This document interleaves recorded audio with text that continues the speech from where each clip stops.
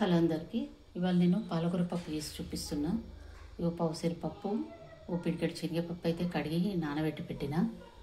ఇగో 4 కట్టల పాలకూర, అందులో ఒక కట్ట వేస్టేజ్ వెళ్ళింది. 3 కట్టల పాలకూర అనుకోండి.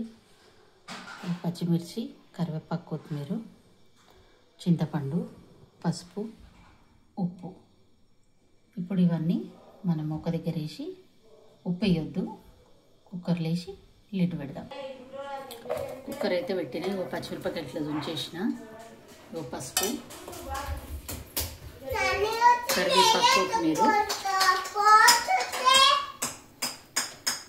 పాలకూర. ఇప్పుడు లిడ్ మూసేద్దాము. మిగతా ఇంగ్రీడియంట్స్ అన్ని పప్పు ఉడికినాక వేసుకోవాలి. పప్పు అయితే ఉడికింది. ఇప్పుడు మనం దీన్ని పప్పు గుత్తితోటి మ్యాష్ చేద్దాము. చేసిన తర్వాత చింతపులుసు పోస్తాము. ఇప్పుడు ఇందులో మనము కారం కొంచెం అంత వేయాలి, ఎర్రకారం, ఎందుకంటే నేను పచ్చికాయలు ఎక్కువేసిన కదా. ఒక చిన్న స్పూన్ కారము, ఉప్పు ఇప్పుడు వేసుకోవచ్చు. టేబుల్ స్పూన్ ఉప్పు వేస్తున్నా, పడుతుందంతా. ఆ తర్వాత చింతపులుసు. ఒకవేళ చింతపులుసు ఎక్కువ పప్పు కనుక పలసగా అయితే కొంచెం ఎక్కువసేపు మసాలా పెట్టుకుంటే దగ్గరికి అవుతుంది అది. కానీ ఈ కన్సిస్టెన్సీ ఉండాలి, ఇది సరిపోతుంది.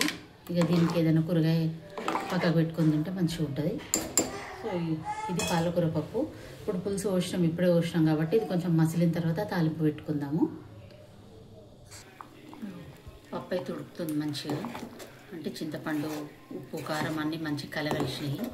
ఇప్పుడు నెక్స్ట్ మనం తాలింపు పెట్టుకోవడమే. నూనె వేడయింది.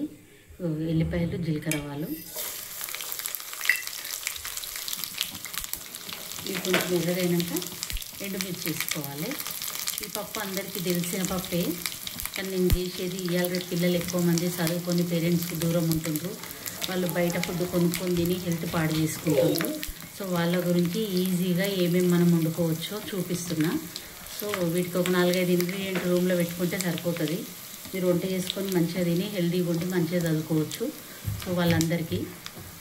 సో పాలకూర పప్పు ఇప్పుడు మనం తాలింపు పెట్టిద్దాం. ఇవన్నీ ఎర్రగైనాయి కదా. ఇప్పుడు